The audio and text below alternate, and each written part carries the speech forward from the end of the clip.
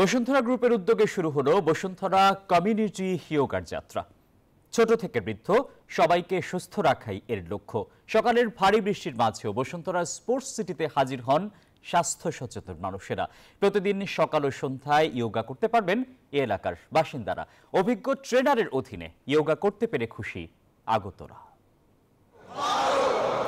যোগ বা যোগা অত্যন্ত প্রাচীন একটি শাস্ত্র। এর মধ্যে রয়েছে শারীরিক সুস্থতা, মানসিক প্রশান্তি ও চারিত্রিক উন্নতি সাধনের সুযোগ। একই সঙ্গে কমায় রোগ বালাই, বাড়ায় রোগ প্রতিরোধ ক্ষমতা।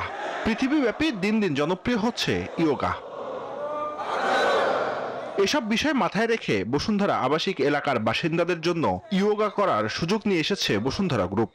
বসুন্ধরা স্পোর্টস সিটিতে প্রতিদিন সকাল 6:30 ও সন্ধ্যা 6:30টায় যোগা করতে আসছেন বহু বাসিন্দা।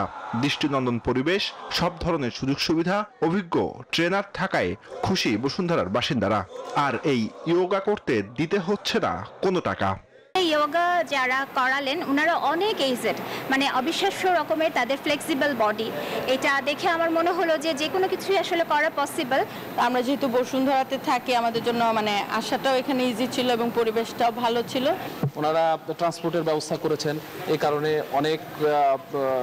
অনেকেই আসতে পেরেছেন। সো এটাও যদি প্রতিদিন থাকে সেক্ষেত্রে আমার মনে হয় যে অংশগ্রহণকারী আরো বেশি আসবে। সকালটাতে যে যোগাতে জয়েন করছি, যে পুরো এনভায়রনমেন্টটা ছিল সেটাই ছিল একটা মানে অন্যরকম। আয়োজকরা বলছেন বসুন্ধরার বাসিন্দা যে কেউ আসতে পারবেন এখানে। যারা আসবেন তাদের জন্য থাকবে নানা আয়োজন। মানুষ তাদের শারীরিক স্বাস্থ্যের সাথে মানসিক স্বাস্থ্যের সাথে উন্নতি করতে পারে এবং ব্যাপক লোক একই ছাদের নিচে বসে করতে পারে, এবং এত বড় জায়গা তো আর কোথাও পাবেন না।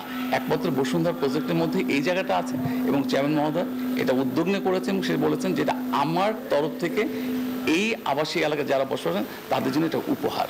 আমাদের এই টিমের সাথে কিন্তু ডক্টর, সাইকোলজিস্ট এবং অন্যান্য স্পেশালাইজেশন যারা পিপল আছে তারা কিন্তু সম্পৃক্ত। এই সোসাইটির আমরা প্রথম টার্গেট হলো এখানের যারা বয়স্ক মানুষ, তারা কেউ অসুস্থ থাকবেন না। ভবিষ্যতে আরো বড় পরিসরে যোগা ছড়িয়ে দেওয়ার পরিকল্পনা রয়েছে আয়োজকদের। Desk report, news 24।